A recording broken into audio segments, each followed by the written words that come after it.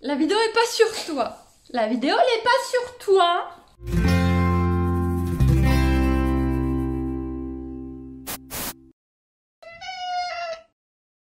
Eh bien, Bobo, pour ceux qui ne le connaissent pas encore, c'est un Maine Coon. D'ailleurs, il s'appelle pas Bobo. Non, il s'appelle Elrond du Ravel de Wanlin. Ouais, c'est beaucoup plus classe sur un pédigré que Bobo. Totalement. Bref, c'est un Maine Coon de 9 ans qui se la pète, comme beaucoup de Maine Coon, parce qu'il est beau et il le sait. Et donc, avec un pédigré et tout le tintouin. Bobo s'appelle Bobo parce que il avait envie de s'appeler Bobo. En fait, il s'appelle Elrond du Ravel de Wanlin. Ouais. Mais il avait envie de s'appeler Bobo. C'est-à-dire que il disait tout le temps Bobo. Mais vraiment, hein, je pense que c'était plutôt pour appeler les femelles. Mais du coup, il prévenait les femelles qui s'appelaient Bobo. Il disait Baba, Baba, Baba. Il le fait encore des fois. Alors du coup, au lieu de l'appeler Elrond du Ravel de Wanlin, s'il vous plaît, pensez mieux à l'appeler Bobo. C'est lui qui l'a dit, hein, comme Groot. Hein. Eh bien, grand Bobo a été 3 fois papa. Enfin, plus que 3 fois, puisqu'il y avait plus d'un bébé par portée, mais il a fait 3 portées. Et oui, il a été 3 fois papa. 2 fois chez nous, avant qu'on déménage dans cette maison-là, dans celle d'avant, avec notre femelle Altaïr du Lotus de Cristal, qu'on a malheureusement perdu il y a environ 3 ans. Il a fait 2 portées avec elle, des superbes chatons, ça a été une aventure vraiment extraordinaire. Et il a fait une saillie externe avec une très jolie femelle rousse, dont je me rappelle malheureusement plus le nom parce que j'ai pas de tête, qui est venue par 2 fois à la maison pour la saillie. La première fois, il y a eu plusieurs saillies mais ça n'a pas pris. Donc elle est revenue aux chaleurs suivantes et cette fois-ci ça a été nickel. Et il paraît que ces chatons étaient top du top, il y en a même qui font des concours maintenant. Et après ça, on a choisi de stériliser Bobo au grand malheur de cette dame-là qui aurait refait une portée. Parce que, bah déjà, moi j'aime pas du tout le milieu chaud, chat. Et du coup, faire un élevage sans faire de chaud dans ce genre de milieu, c'est un peu dommage. J'aime pas l'ambiance des concours. Et puis, bah, Bobo, il était un peu chiant. Hein. Il était un peu chiant entier, comme à peu près tous les mâles entiers. Et je me voyais pas installer un petit cabanon avec un grillage en jardin pour l'isoler. Je voulais que notre chat continue à vivre avec nous. Et donc bah, pour ça, pour qu'il pisse plus partout, qu'il ne passe pas sa vie à miauler, bah, il fallait le stériliser. Donc on a stérilisé Bobo après ces 3 portées. Mais Bobo a eu des beaux chatons. Et donc mon affixe à moi, que j'ai toujours malgré tout, puisqu'un affixe c'est à vie, c'est les Bugle and Nose, qui veut dire les enfants de la nuit. Et bah, la lignée a dû continuer, j'ai plus tellement de nouvelles des chatons, mais ça a dû continuer. Qu'est-ce que c'était beau mes petits chatons, ils étaient très beaux. Non, ça a été vraiment cool. La partie élevage, même si c'est stressant, mais la partie élevage, élever ses propres chatons et tout, ça c'était top. Ça c'était très sympa. Quand on a emménagé ici, il y a maintenant plus de 2 ans, Bobo est resté enfermé derrière ses placards pendant plus de 2 jours et on le savait pas.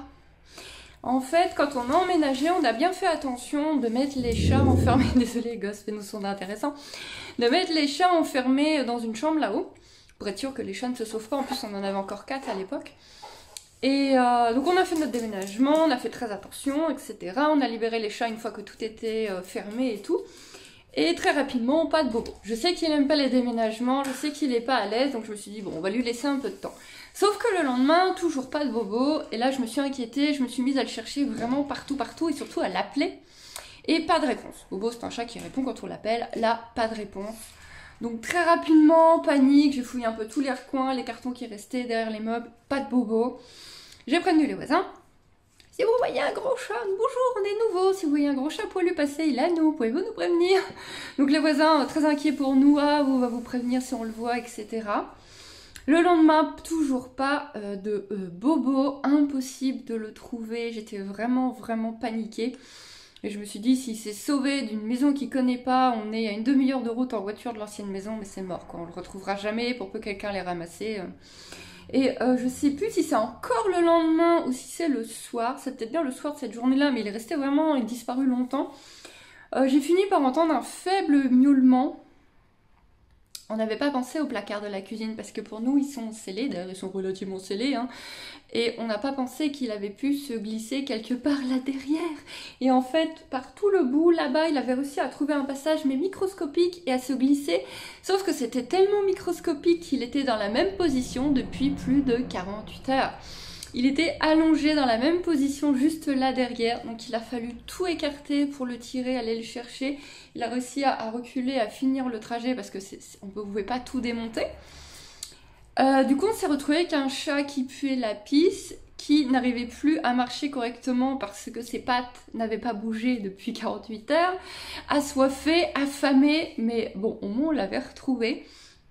Et donc, bah voilà, il a mis un moment à remarcher correctement, il rampait, il avait du mal à se déplacer, il était tout engourdi, quoi.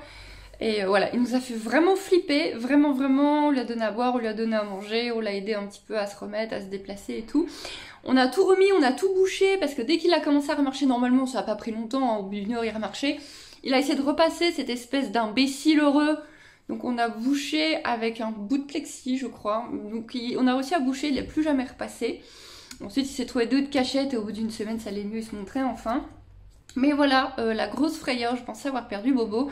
Et en fait, il était caché derrière le meuble de cuisine. Ce con de chat pourri qui ne répondait pas quand je l'appelais, qui a fini par répondre au bout de 48 heures, vraiment assoiffé, en mode « Ok, j'abandonne ».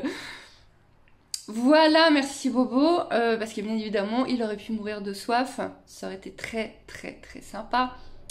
Sacré Bobo. Bobo n'aime pas ma fille. Là, c'est le matin. D'ailleurs, ma fille a un petit peu squatté hier. C'est le matin. Il vient de me voir me lever et du coup, il se méfie parce qu'il sait que je vais aller chercher la petite. Et donc, il va se sauver et il reviendra une fois qu'elle sera à l'école. Voilà. Il a aucune confiance en ma fille et il l'évite autant qu'il peut. Hein, Bobo? Ah, maman, elle arrive. Eh bien, ça, c'est Bobo, devant l'ordinateur. Voilà, moi, je suis ici, coucou.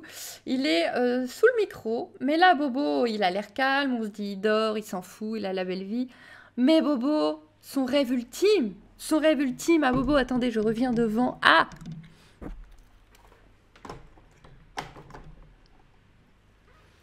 Son rêve ultime à Bobo, ce qu'il veut faire, c'est reprendre mes chaînes YouTube.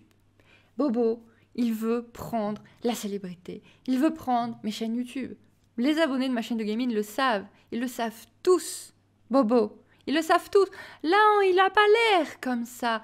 Mais si je m'en vais, dès qu'il en a l'occasion, il se met devant le micro, il se met devant la caméra. On l'a tous vu en live. On l'a tous vu, on le sait. C'est même pas discret. Attention à vos chats. Faites attention. Un jour, ils gouverneront le monde.